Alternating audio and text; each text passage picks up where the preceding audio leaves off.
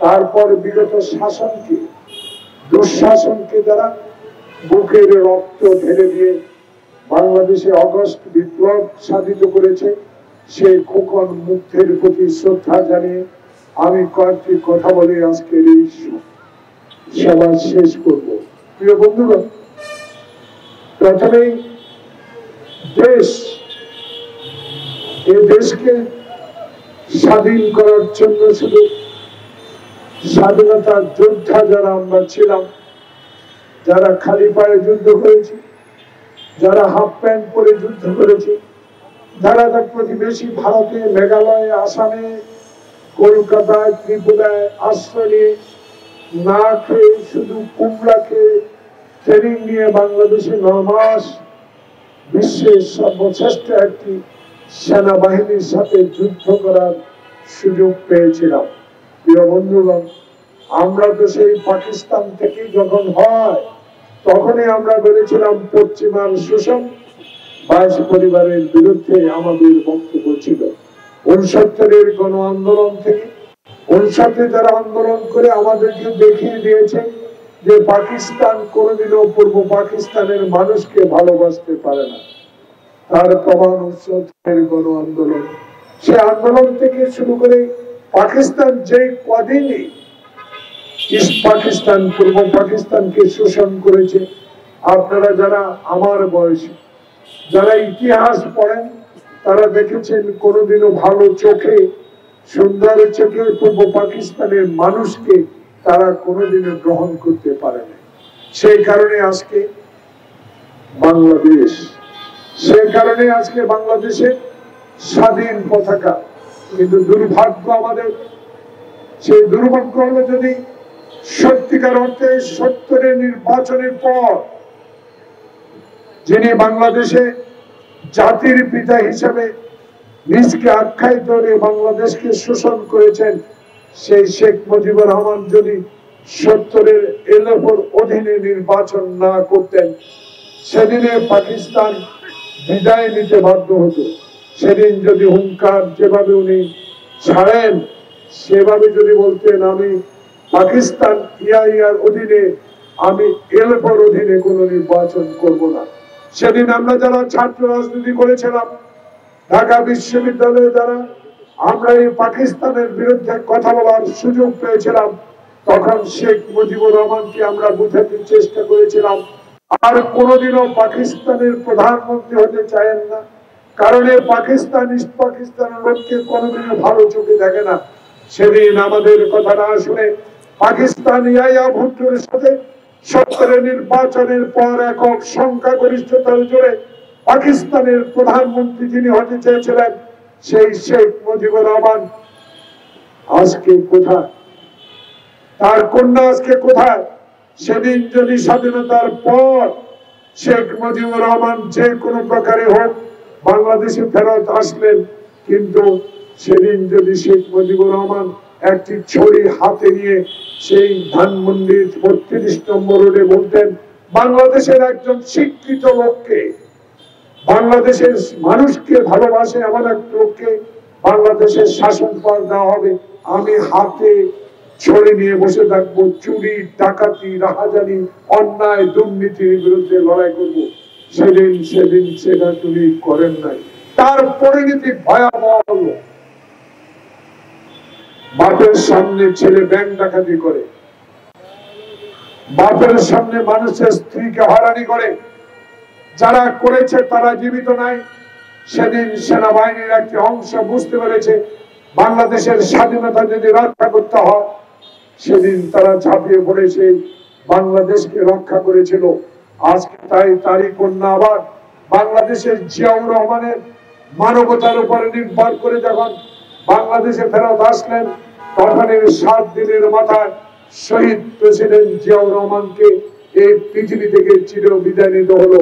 প্রিয় বন্ধুগণ, এই কথা বলার অর্থ এই, শেখ মুজিব গেল, কিন্তু তার কন্যা বাংলাদেশকে এমন ভাবে শোষণ করা শুরু করলো যে শোষণের ইতিহাস নতুন করে বলার আর প্রয়োজন নাই। ছাত্র বৈষম্য আন্দোলনের সাথে বাংলাদেশের সকল পর্যায়ের রাজনৈতিক দল যারা শেখ মুজিবের কন্যার রক্ত চক্ষু উপেক্ষা করে ঢাকার বুকে আন্দোলন করেছে, মানুষের পক্ষে কথা বলেছে, সেই কথার কারণে ছাত্র বৈষম্যকে সমর্থন দেওয়ার পরে বাংলাদেশে অগাস্টের বিপ্লবের পর আজকে বিশ্বানন্দিত ডক্টর ইউনূসের আজকের এই অন্তর্বর্তীকালীন সরকার। আমরা আজকে ইতিহাস বলতে চাই না, শুধু মনে করিয়ে দিতে চাই শেখ হাসিনা অহংকার করে বলেছেন পালাই না, পড়াবেন আপনারা, কিন্তু আজকে বাংলাদেশে আপনি নাই। ডক্টর ইউনূস যে ব্যক্তিটা বিশ্বের দরবারে বাংলাদেশের মানুষকে মাথা উঁচু করিয়ে বিশ্বনন্দিত উপহার নিয়ে এসেছিল, তাকেও আপনি 18 তলায় লিফট ছাড়া আজকে পায়ে হেঁটে আপনি মামলা হাজিরা দিতে হয়েছিল। কিন্তু আপনি আজকে নাই, একটি বন্দি শিবির হোক, আরামে হোক, দিল্লিতে আছেন, কিন্তু আজকে আমাদের সেই প্রিয় অহংকারের, যিনি অহংকার কোনোদিনও করেন নাই, সেই প্রিয় নেতা আজকে মিশরে বাংলাদেশের প্রতিনিধিত্ব করছেন, বাংলাদেশের অন্তর্বর্তীকালীন সরকার প্রধান। কিন্তু আমি শেখ হাসিনার ইতিহাস তুলে ধরতে চাই, আমি মুজিব প্রসঙ্গে কথা বলতে চাই, ভারত প্রসঙ্গে আমি কথা বলতে চাই, বাংলাদেশের বর্তমান প্রেক্ষাপট নিয়ে আমি কথা বলতে চাই। বাংলাদেশ জাতীয়তাবাদী দল সৃষ্টি করেছে শহীদ প্রেসিডেন্ট জিয়াউর রহমান। সেদিন ইচ্ছা করলে ক্ষমতায় পাকাপোক্ত করে নিতে পারতেন, কিন্তু সেদিন উনি আন্তরিকতার সহিত সবকিছু গ্রহণ করে সেই জিয়াউর রহমান আবার বাংলাদেশের রাজনীতিতে ফিরে এসে বাংলাদেশের বিশ্ব দরবারে জিয়াউর রহমান তলাবিহীন চুরিকে চুরিতে পরিণত করেছেন। বিশ্বের মুসলিম দরবারে সার্ক গঠন করেছেন জিয়াউর রহমান। পৃথিবীর ইতিহাসে একজন সুন্দর শাসক এবং গণতন্ত্রের সপক্ষে লোক হিসেবে পরিচিত লাভ করেছেন। কিন্তু আওয়ামী লীগের দোসরা সেদিন ষড়যন্ত্র করে শহীদ প্রেসিডেন্ট জিয়াউর রহমানকে, যিনি কালুরঘাট বেতারকেন্দ্র থেকে বাংলাদেশের স্বাধীনতা ঘোষণা করেছিলেন, সেই শহীদ প্রেসিডেন্ট জিয়াউর রহমানের আজকে সেই ইতিহাসকে মুছে ফেলতে চেষ্টা করে তাকে চট্টগ্রাম সার্কিট হাউসে নির্মমভাবে হত্যা করার ষড়যন্ত্রের সাথে আওয়ামী লীগ সেদিন জড়িত ছিল। আজকে তাই আমরা স্পষ্ট করে বলতে চাই, ক্ষমতা থাকাকালীন শহীদ জিয়ার কবরকে আপনি স্থানান্তরিত করবেন। আপনি ক্ষমতা থাকাকালীন সংসদে আমি 5 বার যাওয়ার সৌভাগ্য হয়েছে, আমার কোন কৃতিত্বের জন্য না, আমি শহীদ জিয়ার ধানের শীষ খালেদা জিয়ার আপসী নেতৃত্বের কারণে 5 বার পার্লামেন্টে যাওয়ার সৌভাগ্য হয়েছিল। প্রিয় ভাইরা, সেদিন আমি দেখেছি শেখ হাসিনা চোখ বন্ধ করে নয়, চোখ খুলে কথা বলতো, বেগম খালেদা জিয়ার দিকে তীর নিক্ষেপ করে বলতো, তোমার স্বামী বাংলাদেশের পাকিস্তানের সহচর যুদ্ধ করে নাই। প্রিয় বন্ধুগণ, তাই আমরা সেদিন দাঁড়িয়ে প্রতিবাদ করতেও পারি নাই। আজকে শুধু প্রতিবাদ নয়, আজকে আঙুল দিয়ে মনে করিয়ে দিতে চাই আপনি নাই, কিন্তু বেগম খালেদা জিয়া তার দল তারেক রহমান বাংলাদেশে আছে। প্রিয় বন্ধুগণ, যিনি আজকে হিন্দুস্তানে আশ্রয় নিয়েছেন, মোদী তোমার লজ্জা হয় না? 16 ডিসেম্বর বিজয়ের দেশ বাংলাদেশের খালি পায়ে হাফ প্যান্ট পরে যারা যুদ্ধ করে দেশ স্বাধীন করেছে, বিজয়ের কয়েকদিন আগে সেদিন অস্ত্র লুণ্ঠন করে নেওয়ার জন্য সেদিন বাংলাদেশে তুমি প্রবেশ করে আজকে তুমি অহংকার করো বিজয় দিবস ভারতের সেনাবাহিনী। লজ্জা যদি হতো, তাহলে তোমার লজ্জা যদি থাকতো, যদি হিন্দুস্তানে ভারতে গণতন্ত্র বিশ্বাস করেন আপনি, তাহলে কি করে বাংলাদেশে 500 মামলার আসামি শেখ হাসিনাকে আপনি আশ্রয় দিয়ে রেখেছেন?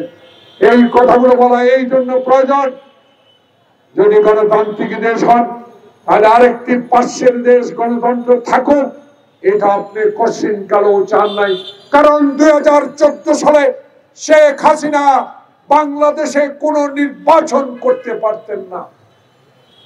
বাংলাদেশের একটি কুচক্রী দল যারা 10টি বছর বাংলাদেশে পাথরের মতো চেপে স্বৈরাচারী কায়দায় জিয়াউর রহমানের থেকে ক্ষমতা নিয়ে বাংলাদেশ শাসন করেছে, সেদিন তাদের নেতা ক্যান্টনমেন্টের একটি হাসপাতালে শুয়েছিল।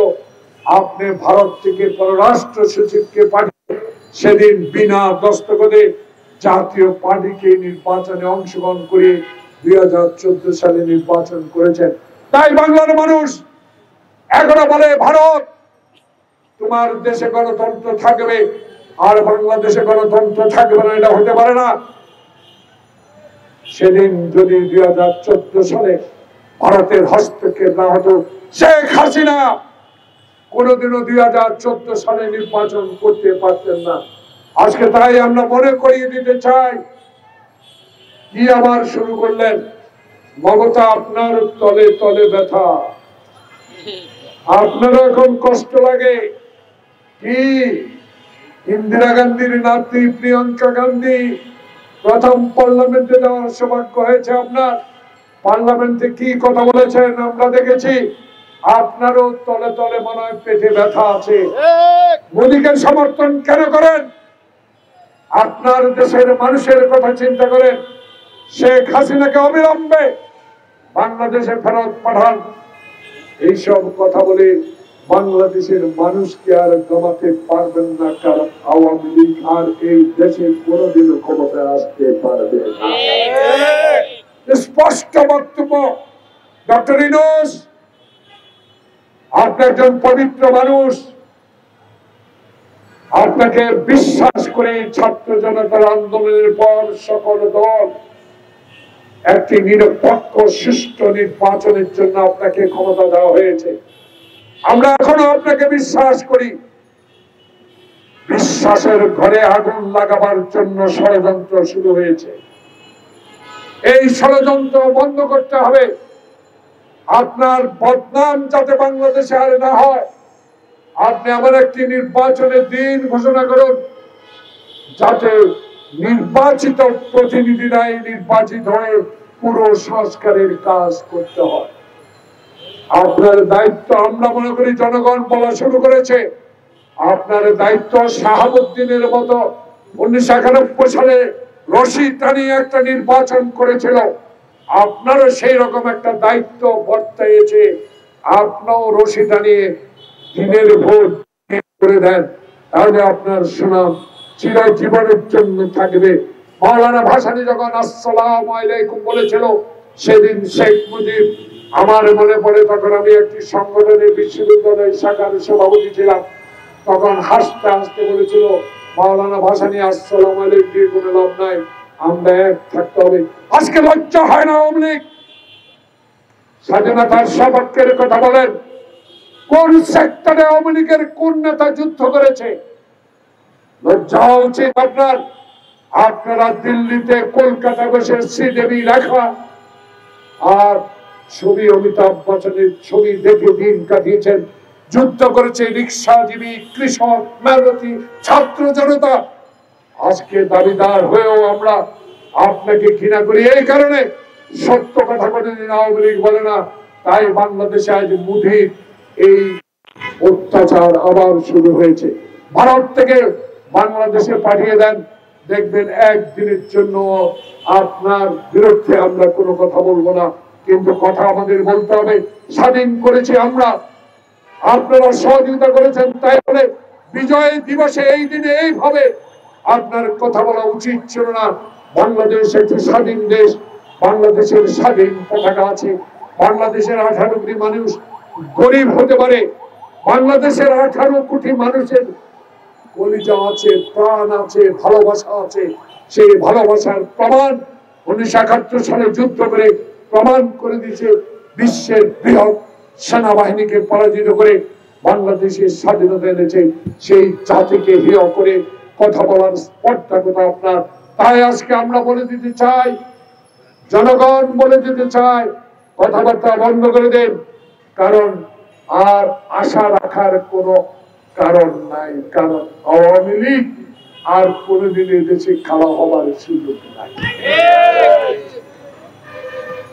তাই সোজা হন, ভালো বলেন, ভালো ব্যবহার করেন, হাসিনার একটু পাঠিয়ে দেন। হাসিনা দেখুন, বেগম জিয়াকে বিনা কারণে তখন কারাগারে পাঠানো হয়, বেগম জিয়াকে তখন এক কাপড়ে ক্যান্টনমেন্টের বাড়ি থেকে বের করে দেওয়া হয়।